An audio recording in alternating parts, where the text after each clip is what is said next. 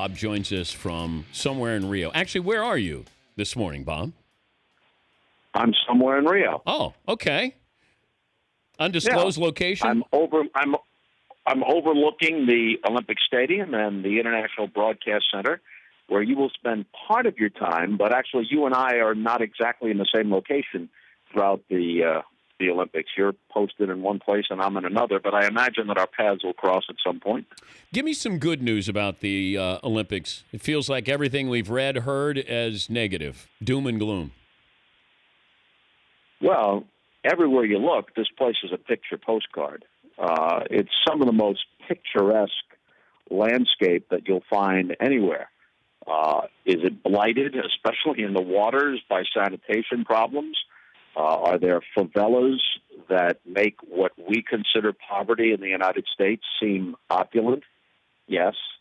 But there are also soaring structures, beautiful mountainscapes, beautiful waterways, all of that, plus the world's greatest athletes are bound for Rio, and many of them are going to do miraculous and wonderful things, and we just have our fingers crossed that the array of problems that everyone's aware of don't intrude upon what we came here primarily to document, which is this great competition.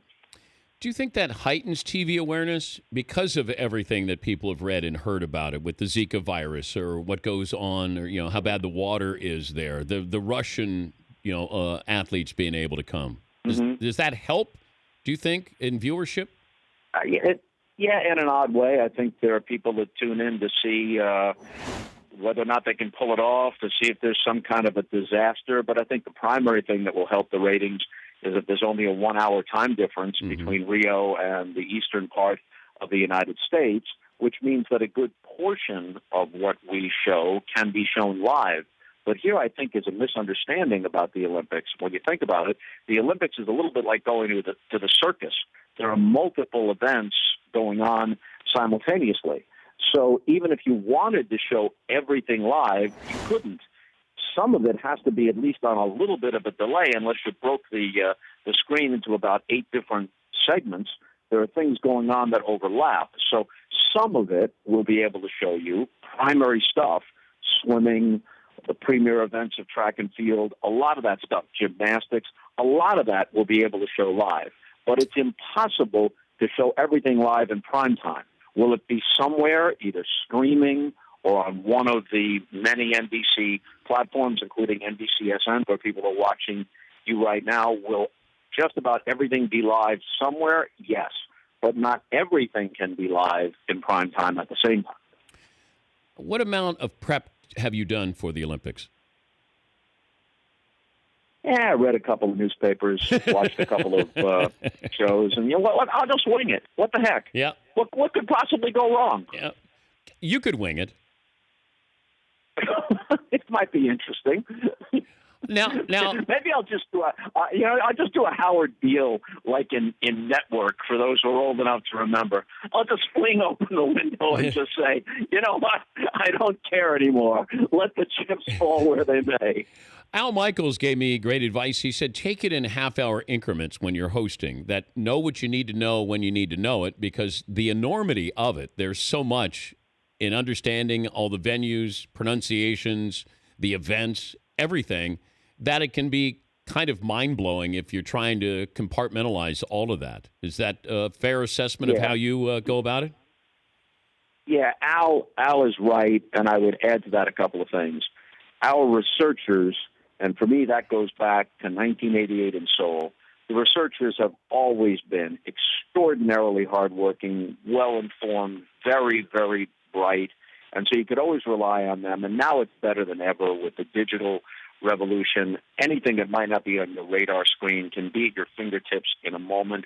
And all of us, whether it's you or Al or me, who've been at this for a while, if we're good at anything at all, it ought to be taking a briefing, making sense of something in a short period of time, put it in some kind of context, and then be able to express it. And the other thing that I've learned from hosting so many of these Olympics is that it's almost as important to be aware of what you don't need to know.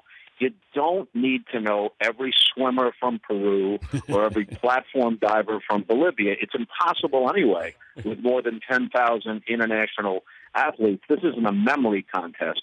You need to know the big picture, and especially the primetime host, in this case me, has to have a good sense of the history of the Olympics, a good sense of the issues, and in this case, there are more issues than at the usual Olympics, the geopolitics of it. You have to have a good sense of that, some sense of context and perspective, and then you need to know the couple of dozen athletes and events that are likely to make it onto prime time. And then if something that's outside that preparation comes up, that's what the researchers are there for. He's Bob Costas joining us from Rio.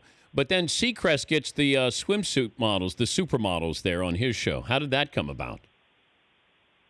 There was a lottery, and inexplicably, he and the setting of Copacabana Beach came out on top. I think there's a possible conspiracy. There were some balls bouncing around. Yes, there were in the lottery machine, like in the NBA draft, and it came up Seacrest. And later, we did an investigation, and out of the dozen ping pong balls, 11 of them had RC written on them, and that stood not for Robert Costas, but for Ryan RS. I can't even get my alphabet correct. How am I going to host the Olympics? I thought I had a joke there, and then I realized I was alphabetically out of order.